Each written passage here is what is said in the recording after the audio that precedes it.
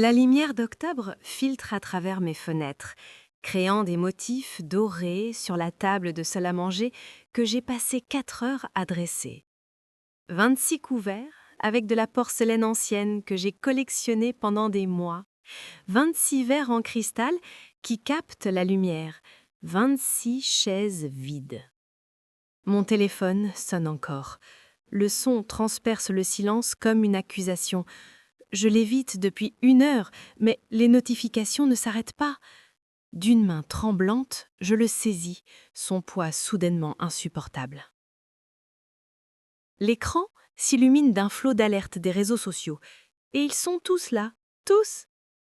Maman et papa rayonnant aux côtés de Théo dans ce qui doit être son nouvel appartement. Tante Sylvie levant une flûte de champagne.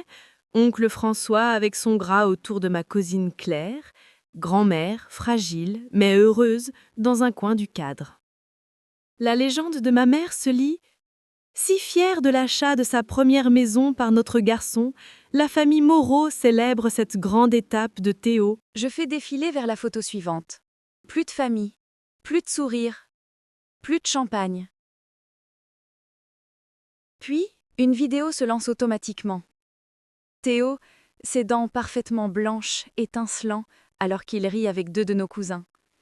Élise fait toujours son spectacle avec ses postes de rénovation sophistiqués. Aujourd'hui, c'est mon jour. Le téléphone glisse de ma main, claquant sur la table. Je presse ma paume contre ma bouche, mais cela n'arrête pas les sanglots qui s'échappent. Les larmes brouillent ma vision alors que je fixe les amuse-bouches intactes. Le vin sur lequel j'ai fait des folies parce que papa adore un bon Bordeaux. Les petits pains faits maison qui refroidissent dans leur panier. Il y a quelques heures seulement, je fredonnais en me déplaçant dans cette cuisine. Je me suis réveillée avant l'aube, trop excitée pour dormir. La lumière matinale avait à peine touché les parquets anciens en chêne alors que je révisais ma liste écrite à la main.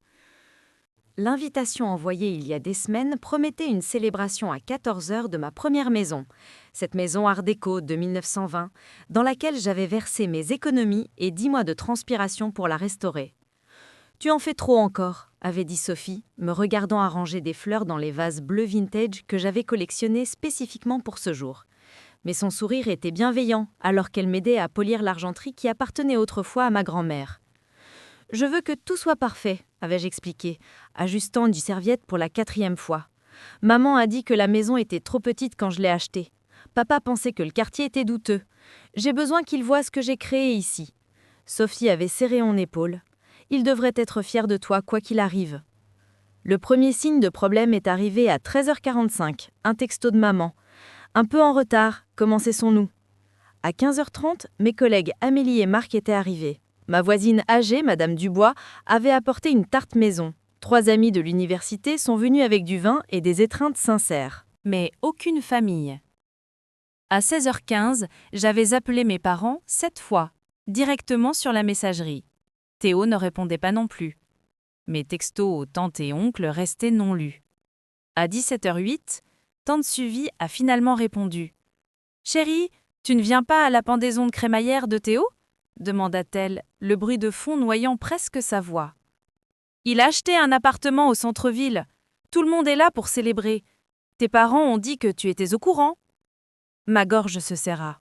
« Théo loue son appartement. Il n'a rien acheté. » Une pause. « Eh bien, ce n'est pas ce qu'il a dit à tout le monde. De toute façon, il a organisé ça la semaine dernière. Il a dit que c'était important pour lui. J'ai envoyé les invitations pour ma pendaison de crémaillère il y a 1 mois. Aujourd'hui, à 14 heures. » Une autre pause, plus longue cette fois. Oh là là! Eh bien, nous sommes tous ici maintenant. Mais peut-être que tu pourrais passer plus tard, après ton petit rassemblement? J'ai raccroché. Maintenant, je suis assise, entourée de chaises vides, destinées à des gens qui ont choisi de ne pas venir. Les 7 fidèles qui sont venus échangent des regards inquiets à travers la table chargée de nourriture qui refroidit. Madame Dubois, 85 ans et plus affûtée que la plupart des gens de la moitié de son âge, se lève de sa chaise. Elle lève son verre, son regard ferme et fier. « Ne laisse pas les chaises vides voler ta joie, ma chère.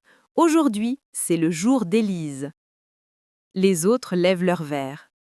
Sophie se penche près de moi, sa voix douce contre mon oreille.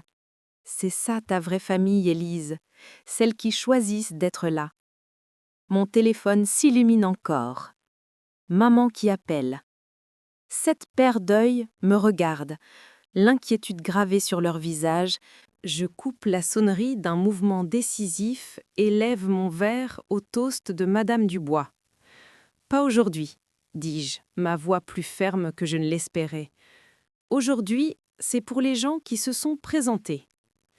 3 heures plus tard, le dernier invité fait un signe d'au revoir, disparaissant dans l'obscurité au-delà de la lumière de mon Porsche. Seule Sophie reste, m'aidant à emballer les restes qui me nourriront pendant des jours. Un rappel amer des chaises vides. « Tu devrais rester chez moi ce soir, » dit Sophie, scellant un autre récipient.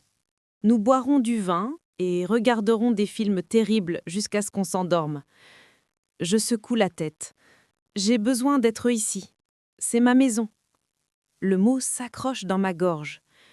Maison. Le concept semble à la fois puissant et fragile après aujourd'hui. La sonnette retentit.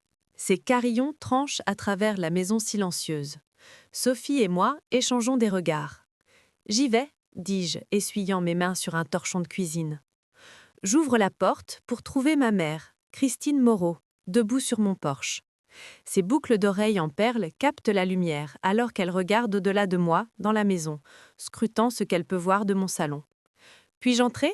demande-t-elle, n'attendant pas de réponse alors qu'elle fait un pas en avant. Je m'écarte, mon estomac se serrant.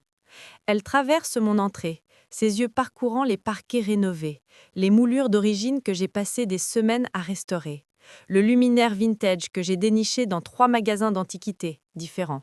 « C'est joli », dit-elle avec un léger pincement des lèvres. « Plus petit que sur les photos. » La piqûre familière de son mépris brûle dans ma poitrine. Sophie apparaît dans l'embrasure entre la cuisine et le salon, sa présence un soutien silencieux. « Maman, pourquoi es-tu ici ?» je demande. Christine laisse tomber son sac sur mon canapé et se tourne pour me faire face. « Franchement, Élise, je ne comprends pas pourquoi tu fais tout un plat de aujourd'hui.